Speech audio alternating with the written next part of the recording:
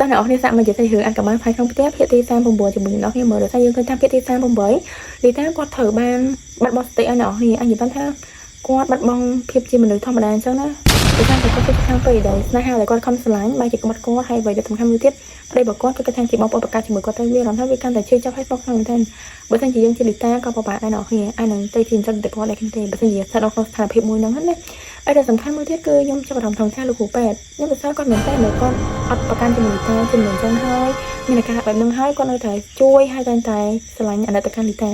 ចឹងអ្នកឲ្យគាត់ថាចង់ឲ្យលីតាជួបជាមួយលោកគ្រូពេទ្យអត់បើសម្រាប់ខ្ញុំខ្ញុំនេះខមមិនខ្លាំងមែនតើគឺចង់ឲ្យលីតាគូជាមួយគ្រូពេទ្យសុំបងអ្នកនិពន្ធខ្លាំងណាស់គឺថាចង់ឲ្យគាត់ជាគូនឹងគ្នាព្រោះអីបើមិនជាឲ្យគាត់ទៅហ្វុងវិញគឺមានថាញញែខ្លាំងដោយសារតែក្បត់គាត់តែមានប្រពន្ធមួយទៀតគឺម្ដាយរបស់គាត់អញ្ចឹងគឺប្របាក់ទទួលយកបើមិនជាឲ្យនៅជាមួយគ្នាវិញ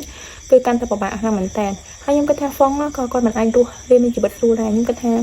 រឿងហ្នឹងបើមិនជាតាមអីខ្ញុំគិតណាហ្វុងគាត់ក៏អាចទៅបាត់បង់ជីវិតជាមួយនឹងអ៊ីលេងដែរព្រោះតែអ៊ីលេងគាត់ស្រឡាញ់ហ្វុងខ្លាំងពេកអញ្ចឹង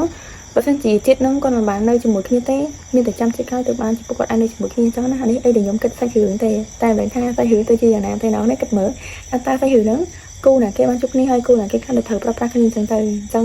មានតែតាមដាននៅក្នុងក្រុមរបស់គាត់ថាតើគាត់នឹងដោះស្រាយបញ្ហានៅក្នុងស្នេហាត្រីកោណមួយនោះបែបម៉េចទៅ